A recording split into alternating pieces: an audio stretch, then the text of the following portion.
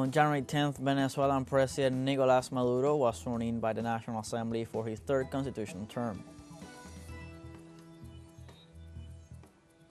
In Palestine, Israeli occupation forces killed at least 32 civilians and injured 193 others across Gaza in the past 48 hours.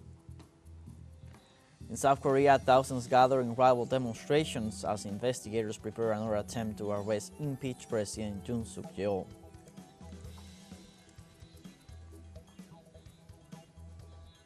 Hello, welcome from the South. I'm Luis Alberto Matos from teleSUR Studios in Havana, Cuba. We begin with the news.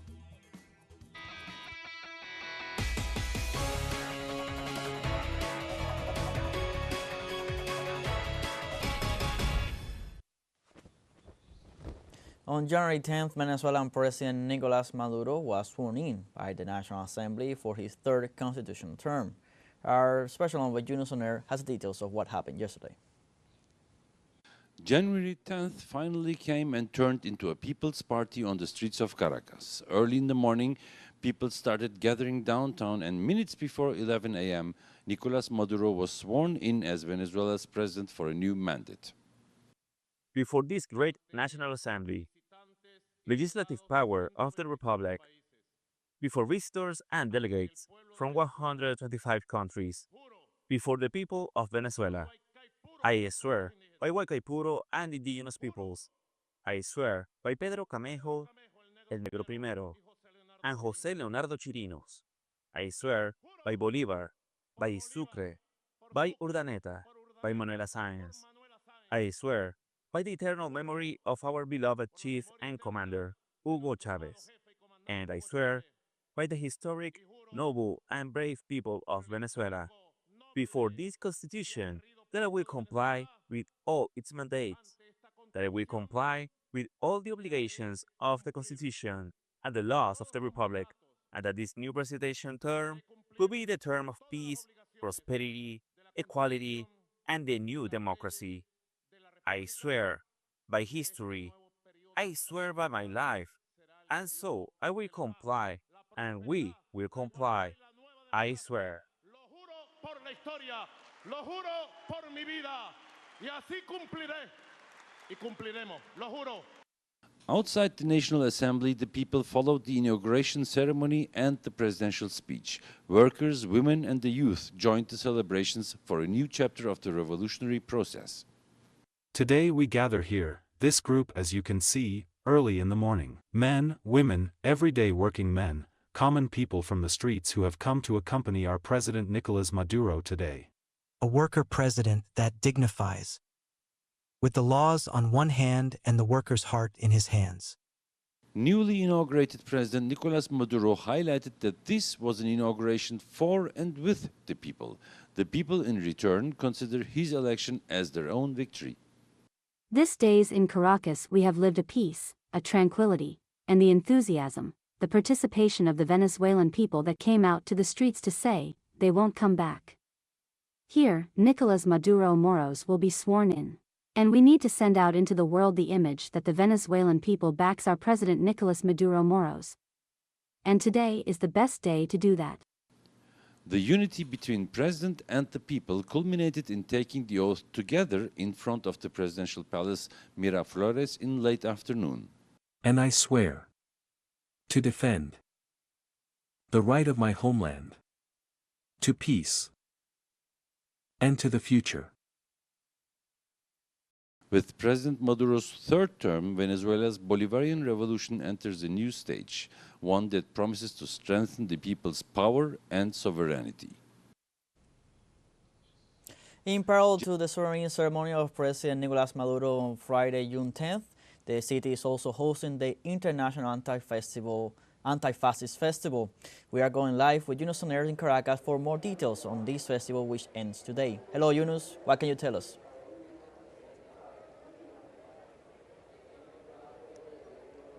Hello, good morning from here from Caracas, the Carlota Convention Center, where the World Festival of the Anti-Fascist International has gathered for its third day. More than 2,000 delegates from all over the 5 continents of the world have come together here to prepare a joint struggle against global fascism, and they will have a tight working day here in the Carlota Convention Center. It will start with 3 different simultaneously place-taking reunions. The first will be a congress, an international congress of intellectuals, artists and social movements that will discuss how to move forward in this struggle against global fascism. The second reunion will be that of the social movements within ALBA. They will gather separately, and the third will be also a meeting in the context of ALBA. The ALBA Cultural Working Group will convene here in the Carlota Convention Center. The day then continues with a speech expected to be held by Diosdado Cabello, who is the Venezuelan Minister of Interior, Justice and Peace. And his speech has a much-telling title. Its title is "The People's Bolivarian Diplomacy, a Sword Against Global Fascism." After that, there will be a lunch break, and then the day continues with the closing plenary session of this World Festival of the Anti-Fascist International, with concrete steps to be taken ahead. A plan of action for the year 2025 will be presented at this plenary session, the closing session, and approved probably by the delegates, by the more than 2,000 delegates that are taking part here at this day. So we are facing a huge, a tight schedule, a lot of work lies ahead, but we are also expecting at the end of the day to have some concrete results and decisions taken by this World Festival of the Anti-Fascist International taking place here in Carlota Convention Center in Caracas, Venezuela. Junius, I have a quick question. You have been there for these past couple of days.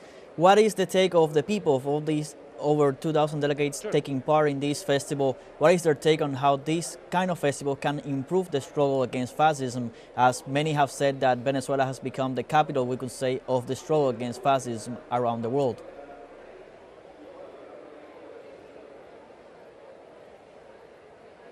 Well, that is something first we have to emphasize.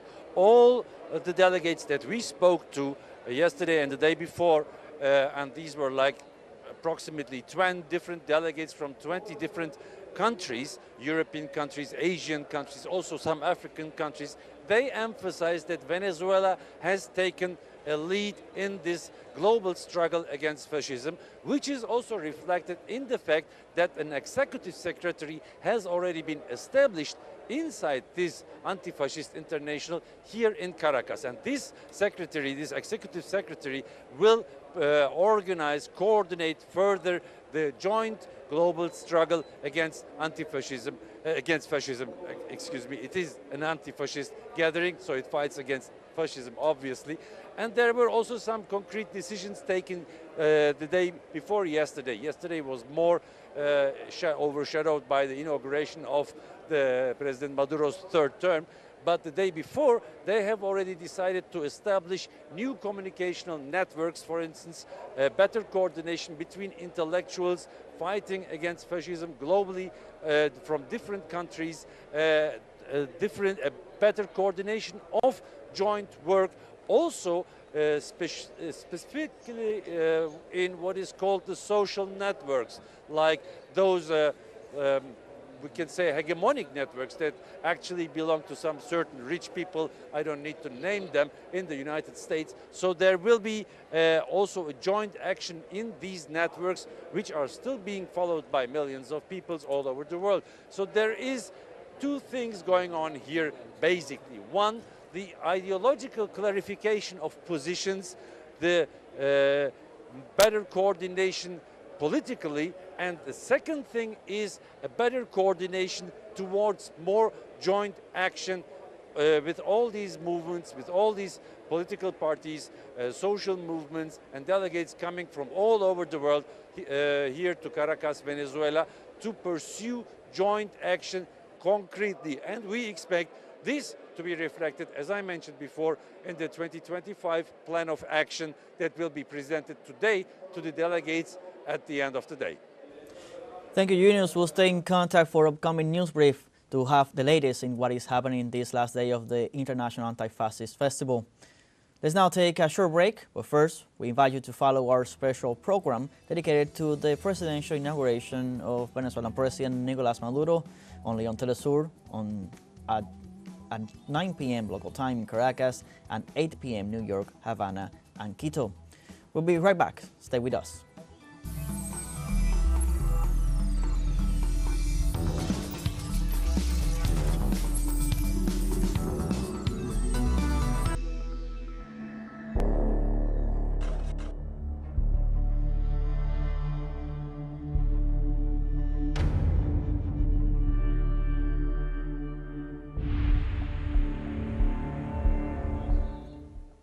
Welcome back. In Palestine, Israeli occupation forces killed at least 32 civilians and injured 193 others across Gaza in the past 48 hours. Spokesperson for Gaza Civil Defense said that Israel aims to kill as many civilians and medical personnel as it can as it continues its devastating war. In this context, 3 Israeli military infantry battalions will be sent to reinforce troop numbers in the north of the occupied West Bank. The deployment comes amid calls for the annexation of the Palestinian territory by far-right members of the government. Israel's genocide in Gaza has killed at least 46,537 Palestinians and wounded 109,571 since October 7, 2023, mostly women and children. Concerning the death of this Palestinian journalist who was murdered while working to show the world the reality of the Israeli war against the population of the Gaza Strip, Palestinian Journalists Union called on the international community and world organizations to put pressure on Israel to stop its aggression in the coastal enclave. Moreover, they reiterated their commitment to continue reporting the truth and exposing the crimes of the occupation. According to the government media office in the Gaza Strip, some 203 journalists have been killed by Israel since October 7, 2023. This is a known policy used by the Israeli occupation. Israel, cannot rest as long as Palestinian journalists continue to expose its crimes to the world. We, as journalists, are demanding the protection that is supposed to be a guaranteed. We wear a press vest, yet we still find no protection or an environment conducive for us to do our job. We are being directly targeted, as it was the case with Said and many other colleagues who were martyred over the past 15 months of this Israeli war. Also in Palestine, a body was recovered after Israeli shelling the town of Kusa east of Han Yunis in the southern Gaza Strip. Moreover, several bodies have disappeared as a result of melting due to the amount of explosives fired by the Israeli army. In the first 9 days of 2025, Israeli forces killed an estimated 490 Palestinians. And the Office for the Coordination of Humanitarian Affairs in the Democratic Republic of the Congo warned about the deterioration of the humanitarian situation in North Kivu, with more than 100,000 people displaced in only 2 weeks. The agency expressed its deep concern at the scale of displacement in that province due to fighting between the March 23 movement, rebels, and the armed forces. The Coordination Office further condemned violence against civilians and humanitarian workers and reiterated that under no circumstances should critical civilian infrastructure that provides essential services to the population be attacked. In this regard, it added that all parties to the conflict must respect international humanitarian law and human rights while calling to work for an immediate de-escalation of hostilities.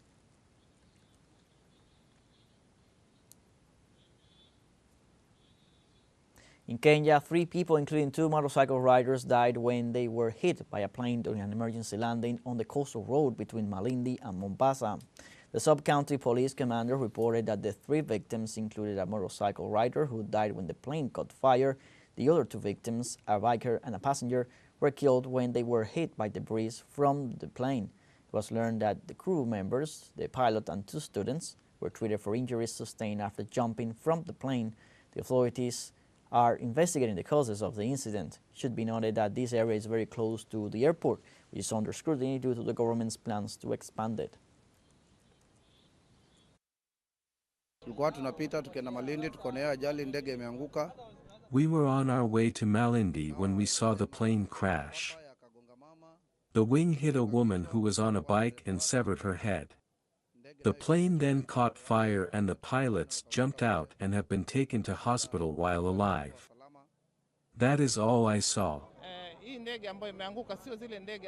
This crashed plane is not a commercial plane, so we can say it is an accident that has happened because any accident can happen anywhere. Even if it is not next to the airport, any accident still can happen. But what I am saying is that safety precautions have to be taken along the airport, especially on this road which is next to the airport. We have our second short break coming up, but before we invite you to visit our YouTube channel at teleSUR English, there you'll be able to rewatch our interviews, top stories, special broadcastings, and more. Hit the subscribe button and activate the notification bell to stay up to date on the world's most recent events. Final short break, don't go away.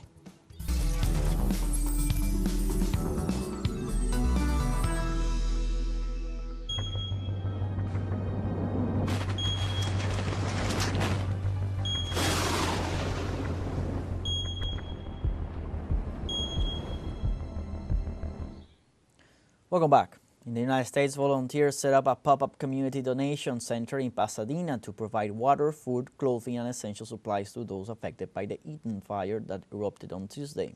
The initiative started on Wednesday when a small group of volunteers began distributing hot dogs to firefighters, and thanks to social media, it quickly evolved into a full-scale donation effort. Los Angeles is being ravaged by 5 different big blazes. The largest, the Palisades fire, northwest of the nation's second most populous city, has consumed 86 square kilometers. The second, at 56 square kilometers, is the Eaton fire in Altadena.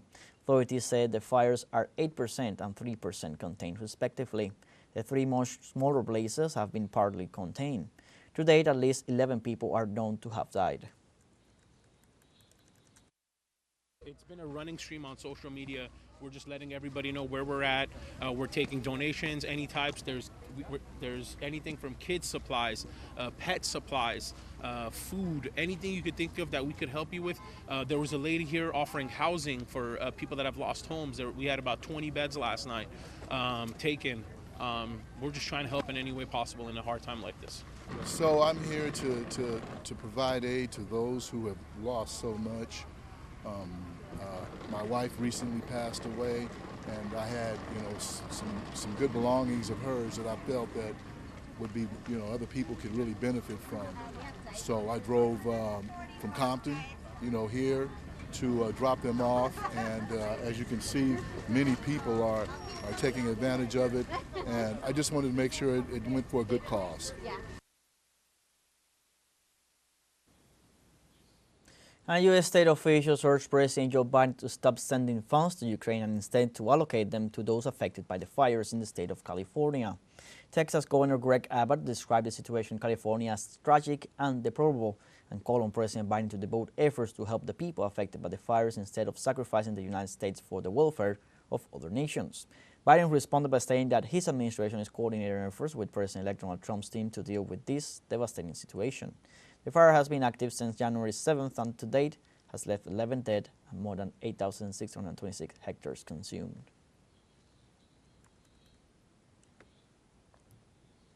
And in South Korea, thousands gathered Saturday in rival demonstrations in the capital as investigators prepare another attempt to arrest impeached President Yoon Suk Yeol over his short-lived martial law decree. The rallies take place despite freezing temperatures in Seoul after the president resisted arrest last week. Yoon faces criminal charges of insurrection for ordering the seizure of the National Parliament on December 3, 2024, to unsuccessfully prevent deputies from voting against the martial law promoted by the executive. The court set January 14th as the date for the beginning of the trial of the head of state, which would take place even in his absence and from which he could be sentenced to prison or even death.